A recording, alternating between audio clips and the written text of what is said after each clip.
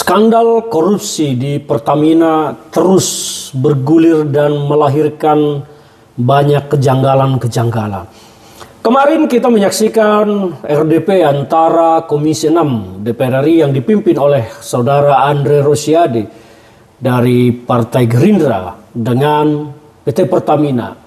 Di sana banyak statement-statement yang disampaikan oleh teman-teman DPR. Dan ada dua peristiwa yang paling menarik dari semua pernyataan-pernyataan itu. Yang pertama adalah terkait beredarnya video ketika Darmadi Durianto, anggota fraksi PD Perjuangan berbicara.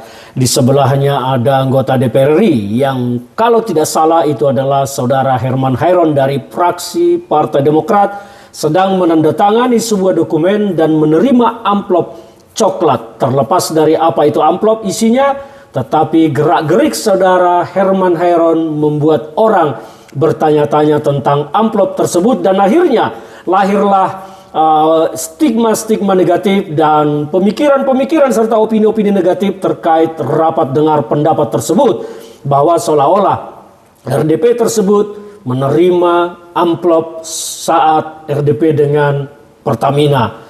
Wajar saja publik menjadi curiga dan bertanya-tanya karena gerak-gerik saat menerima amplop tersebut memang sedikit, ya begitulah.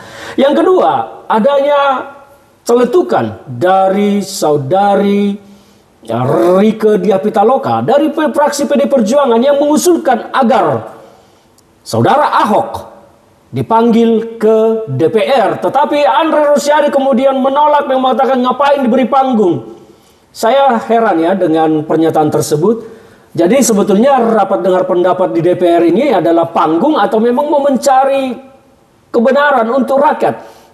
Harusnya Andre Rosiade menjaga lisannya untuk menyampaikan pendapat karena itu adalah sidang dewan yang terhormat, bukan panggung-panggungan. Kalau itu memang jadi panggung, wow, ternyata kalian menggunakan rapat dengar pendapat itu menjadi panggung.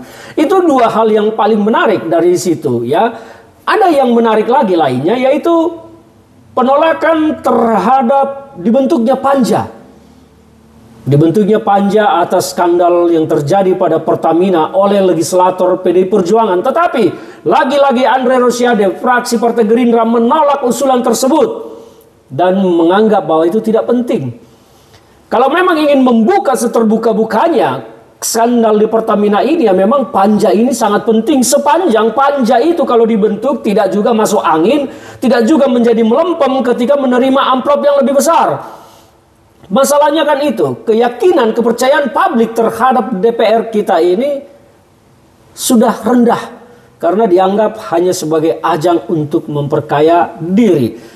Tiga hal ini adalah peristiwa yang menarik setelah dua tadi yang paling menarik di tengah berjalannya sidang, dan satu lagi adalah yang ketiga tentang penolakan Andre Rosiade membentuk panja di DPR. Apa sebetulnya yang mau dikejar oleh DPR dengan hanya memanggil orang-orang tertentu tetapi takut memanggil Ahok? Ahok ini dianggap mengetahui banyak peristiwa apa yang terjadi di Pertamina. Mengapa Andre Rosiade segitu takutnya ketika Ahok akan dipanggil? Jadi memang akan terjadi perdebatan di tengah publik soal ini. Antara penting tidak penting, antara perlu tidak perlu, antara panggung tidak panggung. Tetapi bagi saya sebagai masyarakat melihat bahwa memang skandal yang terjadi di Pertamina ini harus dituntaskan secara hukum. Karena banyak sekali kejanggalan yang terjadi di skandal ini harus dijernihkan. Saya sangat berharap sebetulnya Saudara Kerry yang sekarang menjadi tersangka, yaitu pemilik perusahaan swasta terminal BBM Orbit di Merak tersebut, untuk membuka suara dan bernyanyilah dengan nyaring. Apakah selama ini memberikan suap kepada para pejabat di Pertamina dan di luar Pertamina untuk mendapatkan proyek tersebut? Bukalah seterang benderangnya, karena itu akan membuka skandal ini secara terbuka dan publik akan tahu siapa sebetulnya penjahatnya. Karena bagi saya para tersangka yang ditahan ini sekarang, ditetapkan sebagai tersangka ini hanyalah operator kecil di bawah. Saya melihat peran mereka itu hanya karena posisinya dipaksa untuk melakukan sesuatu. Tetapi orang-orang yang berperan besar di balik semua ini belum tersentuh. Bahkan Kejaksaan Agung sudah terburu-buru mengunci perkara ini bahwa si A tidak terlibat, si B tidak terlibat. Padahal mungkin saja si A, si B ini justru adalah aktor pemain utama dari kekacauan ini semua. Jadi saya melihat bahwa skandal Pertamina ini akan berakhir dengan anti klimaks. Tidak ada yang bisa kita harap. Dan hari ini Ahok akan dipanggil oleh Jaksa Agung dan akan diperiksa.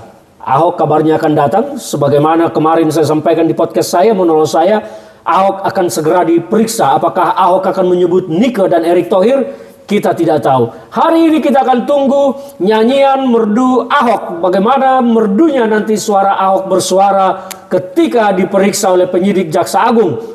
Maka saya berharap setelah diperiksa, saudara Ahok akan membuka clue-clue garis besar peristiwa yang terjadi sesungguhnya di Patra Niaga ini. Salam dari saya, Ferdinand Huta Hayan.